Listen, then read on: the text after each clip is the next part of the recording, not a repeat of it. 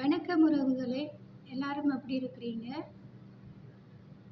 எங்களோட வீடியோ இப்போ தான் நீங்கள் முதல் தடவையாக பார்க்குறீங்களா இருந்தால் சப்ஸ்கிரைப் செய்து விட்டு பாருங்கள். அப்போ தான் நாங்கள் போடுற வீடியோஸில் உங்களுக்கு நோட்டிஃபிகேஷனில் வரும். நான் இன்றைக்கு என்ன செய்ய போகிறேன்னு சொன்னால் கத்தரிக்காய் பிரட்ட போகிறேன். கத்தரிக்காயெல்லாம் வெட்டி சுத்தமாக கழுவி எடுத்துருக்கிறேன். வெள்ளைப்பூடு, கருவேப்பிலை, பச்சை மிளகாய், கடுகு, சீரகம் எல்லாம் சேர்த்துருக்குறேன். எல்லாம் பொரியுது.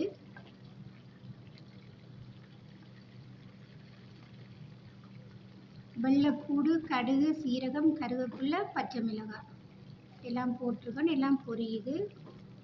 ஒரு வெங்காயம் எடுத்துருக்கேன். பெரிய வெங்காயம் எடுத்து நீட்டாக நான் கட் பண்ணி சேர்த்துருக்குறேன். பாருங்க, இப்போ வெங்காயமும் வதங்கிட்டுது.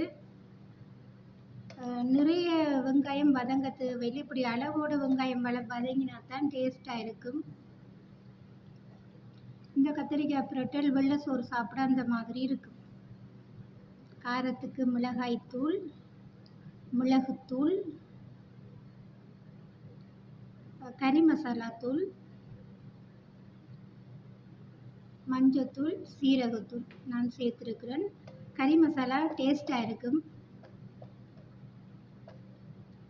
எல்லாம் சேர்த்து மிக்ஸ் பண்ணி போட்டு நான் தக்காளி பழமும் சேர்க்குறேன். தக்காளி பழம் நல்லா இருக்கும்.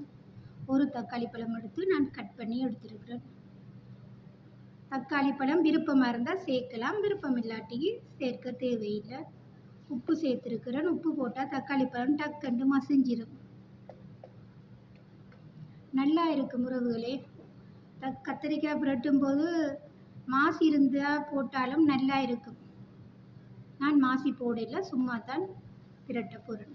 இப்போ கத்திரிக்காயையும் சேர்த்து அந்த வதங்கின கலவையோடு நல்லா மிக்ஸ் பண்ணணும். எல்லாம் ஒன்றோட ஒன்று பிரட்டு பட்டால் தான் உப்பு எல்லாம் எல்லாத்துக்கும் உப்பு சேர்ந்துருக்கும், நல்லா இருக்கும்.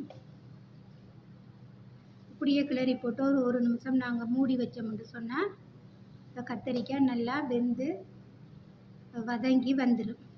எல்லாத்தையும் நல்லா மிக்ஸ் பண்ணணும். அப்போ தான் அதில் இருக்க சரக்குத்தூள், உப்புத்தூள் எல்லாம் மிக்ஸாக சேரும். பாருங்கள், இப்போ கொஞ்சம் வதங்கிட்டுது. நல்லா வதங்கி இருக்குது பாருங்கள், நல்லா இருக்கும். இப்போ நாங்கள் வெறும் பிரட்டலாகவே சாப்பிடலாம்டா சாப்பிடலாம், இல்லாட்டி கட்டிப்பால் கொஞ்சம் விட்டால் அதை விட நல்லா இருக்கும். நான் பால் விடாமல் இதை பிரட்டலாக தான் செய்தெடுக்கிறேன். நல்ல டேஸ்ட்டாக இருக்கும்.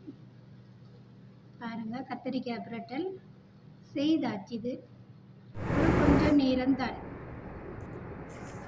நல்ல சுவையாக இருக்கும்.